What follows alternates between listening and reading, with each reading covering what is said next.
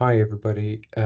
This is a hopefully short video about changes to level 4, that is year 1, on the job assessment for the BA Social Work Integrated Degree Apprenticeship Programme.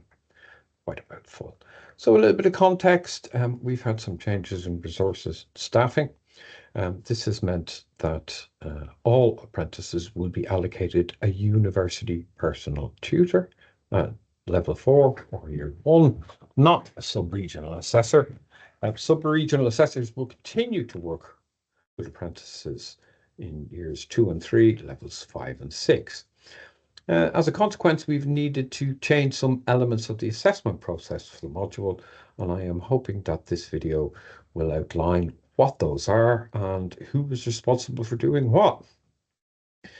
So another bit of context is that Social Work England have standards for social work education, and that requires us to assess whether apprentices are safe to practice. Now, as they are already employees, I think it's a fairly safe bet that they are all safe for practice, but nonetheless, we should observe them in practice.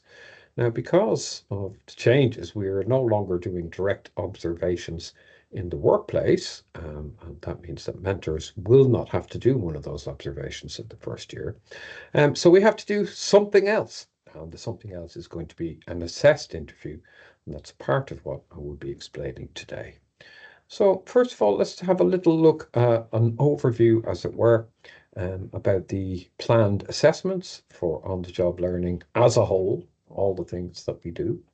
The mentoring agreements are essentially completed by mentors and apprentices, and you will get some feedback from university tutors and from teaching staff on the module. So there will be some feedback on those things. And the assessed practice interview is going to be the new thing, and it will explain to you in a little bit more detail about how that is going to work. There is a reflection on practice that we ask the apprentice to write about their experience over the whole year. It becomes part of their portfolio, and an index of evidence. So really, these are the kind of main assessed documents that we're asking them to complete. Now, I have no doubt that you'd be interested in these tutor people. Now, every student at KU has a personal tutor. So what we're doing in this instance, because of staff changes, etc., is to allocate a university tutor who will have a slightly more wide-ranging role than would normally be the case. So you can expect some feedback from that person, but really they're a point of contact for apprentices if they need support. You can also contact module leaders and other module staff, but that will become your go-to person, as it were. These tutors are going to be a mix of permanent university staff, teaching staff on the apprenticeship program who are already in post, and HPLs. HPL is university parlance for hourly paid lecturers. Most of those people are currently in practice as social workers and are generally very experienced people who know what they're doing and have been involved in enabling and developing the learning of others for quite some time. You should already have had an email indicating who will be which apprentices tutor, and I expect that we will be starting to have conversations and meetings between the apprentice and the tutor, and of course the mentor, very shortly. So really just to kind of very quickly kind of say what we do overall for the apprentices and how we assess them. Really, I'm going to focus on the portfolio. The reflection on practice is an important part of that. And there's a Viva at the end of the year, which is basically a short presentation about learning and development over the year, which you do not have to worry about at the moment because that is not going to be happening until June. So really, today it's the portfolio is going to be the most effective thing. And on the left column here, you can see what we used to do. And on the right-hand side, you can see what we are going to do in the future.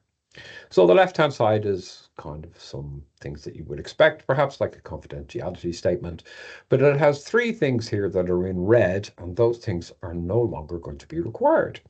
Agency description, well, that's what it says on the tin, but we've decided to reduce the amount of materials in the portfolio that the apprentices have to put together. So that's going. And then there was two direct observations of competent practice, and that essentially would have been direct observations in the workplace.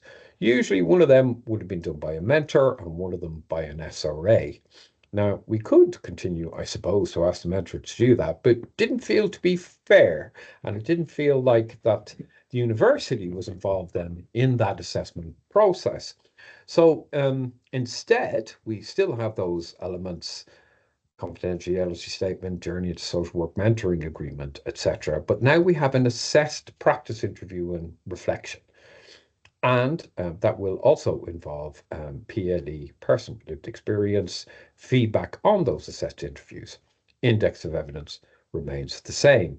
Now, there are various videos about the mentoring agreements and the index of evidence, which would suggest that are worth having a quick look at. But let's have a look at what the assessed interviews are going to involve. So these will be a short assessed interview, usually about 10 minutes or so. Various people will be involved in giving feedback, staff members, PLE reps, teaching consultants, particular thing that we do in the university. Teaching consultants are generally employer partner staff, if you see what I mean. And there are both formative and summative assessments. Now, formative is a draft or a practice assessment. And for most of our submissions at the university, we give people a chance to submit a draft so they can make corrections, etc., before they come to the graded assessment. So these practice interviews are going to be in February. As you can see there, the dates are the 4th, the 5th, and the 10th. And there'll be 3 full days of those, and people will have various different slots of roughly half an hour. They can come along and deliver basically a mock kind of interview with somebody who is presenting to a service. That person will be played, as it were, by an actual person with lived experience from our PLE groups. Then that will be followed by recorded feedback, etc.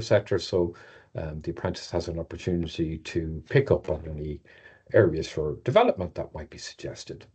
The graded or summative interviews, in other words, the ones that carry marks and count towards their final grade, will be in March, and they'll be the 17th, 18th, and 24th.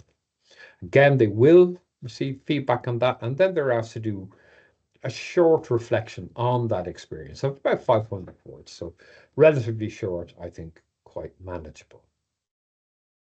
So to recap today, this little video has been about changes to staffing and assessment. Apprentices will no longer have an SRA in their first year, but they will have a university tutor, and that role is being expanded somewhat to suit the needs of our learners.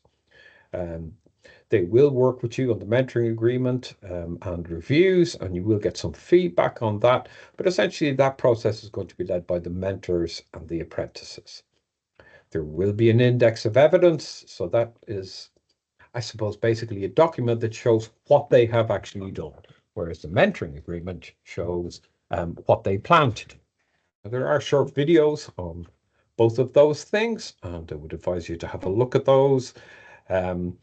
And I suppose the other thing to note is that apprentices and mentors have, in the main, I hope, been informed about who is going to be doing what by email from the course lead, and we'll be following up on that just to make sure that everybody has got the message. I'll send the link to this video out, and really I encourage you to get in touch with me. When I send the link out, my email will be there, my phone number there. If in doubt, just ring me. I mean, our job is to help the apprentices collectively to succeed, and anything I can do to help with that, I'm more than happy to do. You'll notice I've mentioned tripartite agreements here. The apprentices are doing those. They mainly did the first part of it in class. Again, there are videos about that. It's a fairly bureaucratic process, but an essential part of what we have to do for monitoring and compliance. And again, as I say, there are videos about exactly what to do with those things. So there are the changes. Hopefully, like more than hopefully, we won't have to make any more changes this year. But I kind of thought it was important that everybody has a sense of what's happening.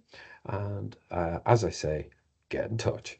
So I hope you have a lovely week and thank you very much for listening. Take care. Bye.